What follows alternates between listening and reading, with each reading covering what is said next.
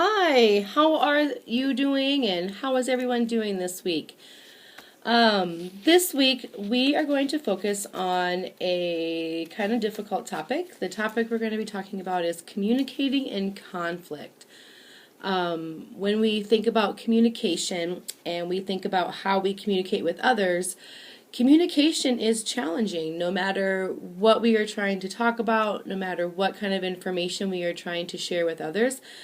Communication can be very challenging, and it's even harder and more challenging when we're trying to communicate during conflict. As humans, and as each and every one of us know and continue to find out, we are all different. We all come from different backgrounds. We all have different feelings. We have different values, different beliefs. Just who we are all different. And when we have a lot of differences, which we celebrate those differences, it also makes it a little bit harder to sometimes get along with other people. So we're going to kind of think about a few ways here today that when we are in a conflict situation or when we are feeling upset or have a lot of emotions, how can we express those emotions to other people in a positive and healthy way? When we're in conflict, we often find ourselves having a lot of feelings, a lot of different feelings. Feelings of maybe anger, we're frustrated, we are worried about something. Maybe we're unsure even of why we're mad or what we're feeling. Are we really angry? Are we not angry? And just being mad or sad. We have a lot of feelings that go along with feeling frustrated and with feeling angry when we are upset in a conflict situation. So sometimes a lot of those feelings even come from just trying to understand what we are feeling. So we're going to talk about a few of those things, and maybe this can help us to communicate a little bit more healthily and a little bit easier with those around us, maybe the people that we are in that conflict with, as well as people that are maybe trying to help us get through that conflict. Either way, when we are able to express and talk about the way that we are feeling and identify those feelings that we're having, it helps us to get through that conflict as well as other people that are trying to help guide us through the conflict and emotions and feelings that we're having. So the first thing we're going to talk about today in communicating through conflict is how to listen. If somebody is upset with you and you're in a conflict situation with them, you need to be able to truly listen to what they have to say. That's kind of called being an active listener.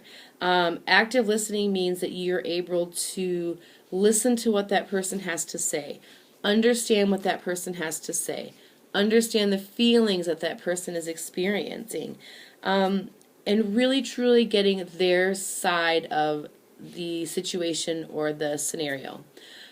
Sometimes when it might be even somebody that's there to help you through a situation, you still need to understand those same things and being that active listener. When someone's trying to help you through a situation, you need to actively be listening. What are they trying to tell you? What steps are they trying to help you understand, or what steps are they trying to help you take? We need to make sure that we are truly listening and being an active listener in the ways of taking the information that they're giving to us and truly understanding what they have to say. Another part of a lot of that is making sure that we're using open-ended questions. If there's something that they're communicating to you, whether the person that you're in conflict with or someone that's helping you, if they're trying to ask you questions or there's information that they're giving you that you don't understand, you need to be able to ask them questions that are what we call an open-ended question. So it's a question that there is no yes or no answer to.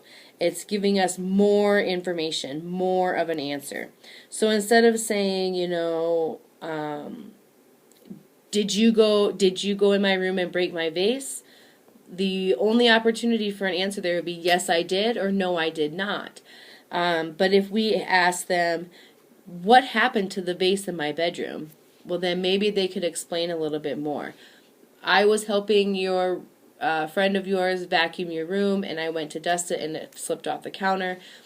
Something like that. They can give you more of an explanation, a more of a detailed account of the situation, or a more detailed account of what their feelings are or the things that they're trying to express to you. By asking those different questions, you're getting more information that you need, as well as getting a more detailed account of whatever information you're requesting from them. Make sure that you're acknowledging feelings. When we are especially angry and upset, we do have a lot of feelings and a lot of emotions. Sometimes we might feel that those emotions are bad, or we might feel that they're embarrassing, or we might feel that you shouldn't be that angry or something to that extent. But that's not the case. We want to make sure that we're acknowledging those feelings, understanding why we are having those feelings. So that could be where you are understanding the feelings of somebody else that you are in a conflict with, and then it also means understanding the feelings that you have. You know, it's not an embarrassing situation or it's not a bad situation. We all have emotions, and we all have the same emotions: happy, sad, angry, mad, tired, excited. We all experience those, and it's healthy to experience those. We just need to understand what those are to be able to experience them in a healthy way. So make sure that you're really listening and using those active listening skills again to be able to understand what feelings and emotions they have. So, maybe you are saying that I can tell that you are worried about the new demands of your job. Maybe one of your friends has gotten a new job and they are just stressed out to the max. But you can notice that. You're understanding what their feelings are and where their emotions are coming from. So you say, you are worried about what those new demands are of your job. Let me help you. Can I help you work through that? Or maybe they're upset with you. Maybe you did something that made them angry, and you can say to them, I can see that you are still feeling a little bit angry. What happened? What did I do wrong? Sometimes maybe we have an idea, but we don't have a full idea.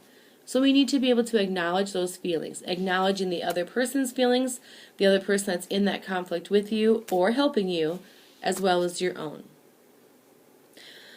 Another way to do that is to make sure that we're thinking about what our nonverbal communication is, what our nonverbal cues are that we're giving to other people.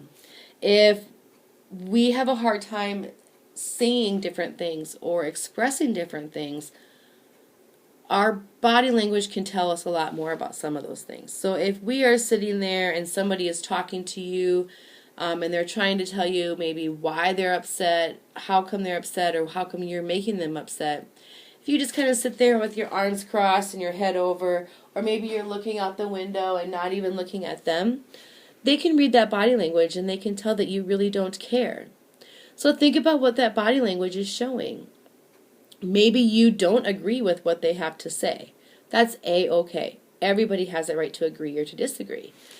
But still being that active listener, especially in that situation where people's emotions are a little bit heightened and a little bit more upset, you need to show that you're listening. So make sure you're looking at the person, giving them nods as they're talking, that you are understanding what they're saying, and that you're listening to the things that they have to say.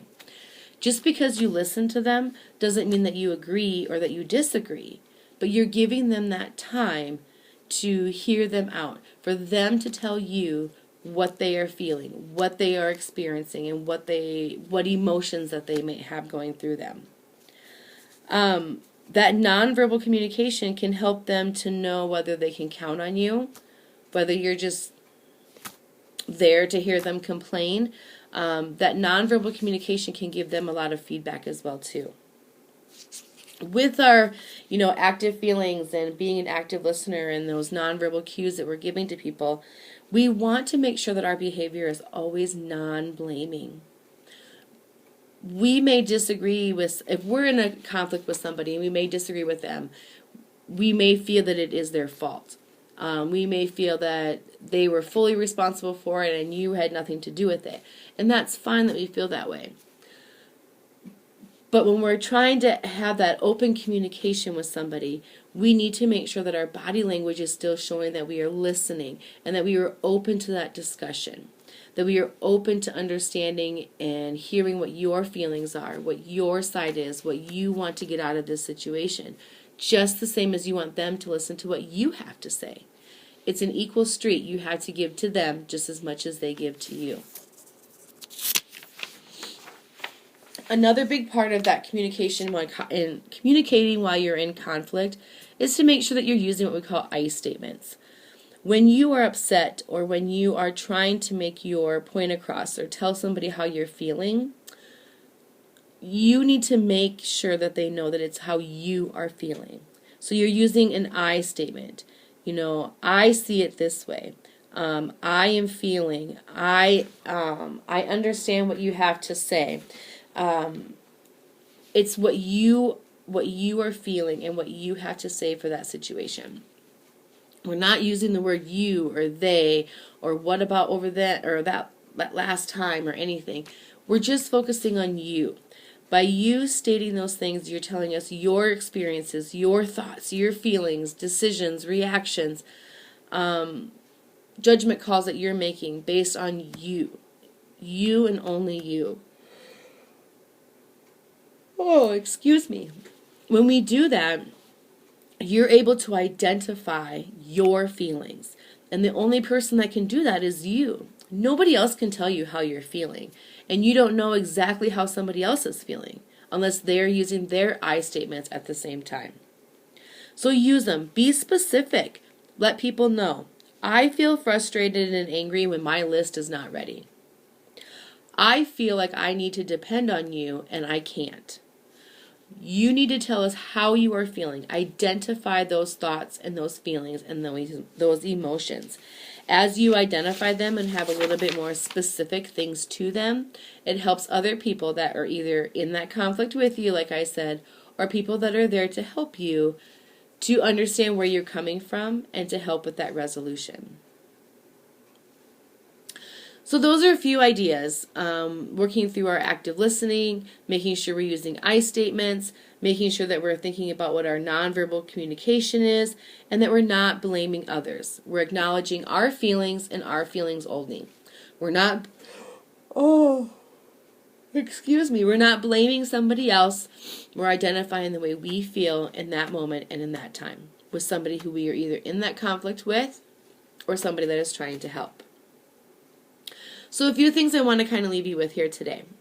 Yes, communication is hard, and communication is even harder when we're feeling angry. But make sure that you're using those I statements.